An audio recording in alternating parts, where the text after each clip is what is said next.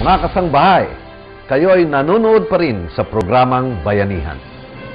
Isang malaking component ng IPSP Bayanihan ang pagsusulong ng kapayapaan sa nag-iisa nating bayan. Sa ganitong gawain, katuwang natin ng iba't ibang stakeholder na sumusuporta sa mga peace programs ng ating pamahalaan. Kabilang na dito ang Yes for Peace, isang civilian initiative na may layong makapagkolekta ng 10 milyong lagda upang makatulong sa pagsusulong ng kapayapaan sa ating bansa. Makakasama natin ngayong gabi ang lead organizer ng Yes for Peace na si Ginoong Ernesto Alcanzare upang magkaroon tayo ng mas malawak na pangunawa sa kanilang peace caravan at iba't iba pang mga initiatives. Ernie, magandang gabi sa iyo. Magandang gabi po, Admiral. Magandang gabi po sa ating lahat ng kasambahay. Alam mo, Ernie, Yes for Peace, ano? Bakit? Meron bang No for Peace? Marami, sir. Kasi kung Yes for Peace tayong lahat, walang gera. Ay, akala ko Pilipino tayong lahat. Dapat lahat ng Pilipino ay Yes for Peace. Yun nga, sir. Yung mga problema natin. Ano nag-umpisa yung Yes for Peace? Sir, sa UP. Okay. Namin inumpisahan noong 1988. To cut the story short, pag uwi ko sa Bulacan, nabasa ko yung Administrative Order number 3 ni President Aquino. Sinasabi niya doon, hindi kaya ng gobyerno o kaya ng armed forces lang ang pagsusulong ng kapayapaan. Kailangan ng lahat ng taong bayan. So nag-isip ako, sa kinalakaran ko sa Plaridel, bawal kang magngako ng hindi mo gagawin. Sulat sila kay President Aquino. Sabi ko, ito sisiguraduhin kung makakarating sa Presidente. Ang hirap pala noon, hindi pala ganun kadali. Kaya inabot ako kami ng 24 na taon.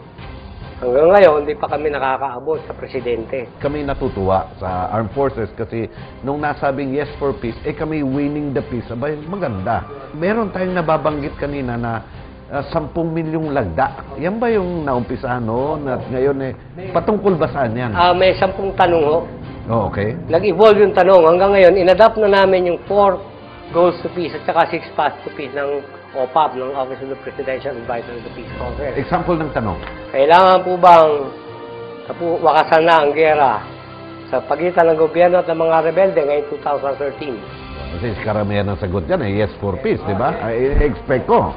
Pero meron bang nagnono dyan? Siguro mga 95% ang pinakamababang yes sa bawat tal. Ay, napakaganda niyan. So, ngayon, nasa na kayo sa inisyatibong yan? Sir, may 5.6 na. Million? Opo. Ay, napakaganda. So, anong target ninyo o timeline para umabot yan sa 10 milyon? Magpipeace caravan kami first sa Northeast Western Zone, dadaan ng San Fernando, Pampanga, Angeles, Lingayen, Baguio, La Union, Lawag. Tapos Tuguegarao, Isabela, Nueva Vizcaya, Nueva Ecija, back sa EDSA. Whatever we have on hand, ito-turn over lang symbolically kay President Aquino sa EDSA Revolution Anniversary. So, yung caravan na yan, ano yan? Ilan kayo? At ano yung purpose? Sa bawat stop, sir, sa isang, kunwari, sa San Fernando, Pampanga National High School, umaga. Okay. So, eskwelahan. Kayo doon. Mga bata. Okay. Partner kasi natin dito ang DepEd National Employees Union at Teachers Dignity Coalition. So, doon symbolically i-launch para makapag-comply yung mga schools na hindi pa nagko-comply. So, may mga katanungan sasagutin, may mga pipirmahan sila, at yan ikakalapin upang maibigay sa ating Pangulo. Para suportahan at panawagan ng open and participatory peace talks. Ano ang ibig namin sabihin doon sa open and participatory peace talks? Dito po sila mag-usap sa Pilipinas, naka-TV tulad nung pagkaka-TV nung impeachment ni former President Estrada at former Chief Justice Corona.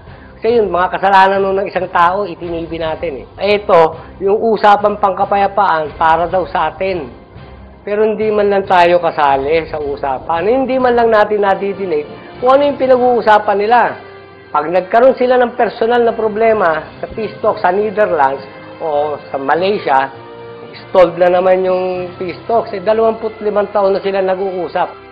Hanggang ngayon nag-uusap pa rin. Alam mo, kasamang Ernie, napakaganda yung iyong inisyatibo na yan at ng grupo na Yes for Peace kasi yan ay direktang sumusuporta ngayon sa mga peace initiatives ng ating pamahalaan.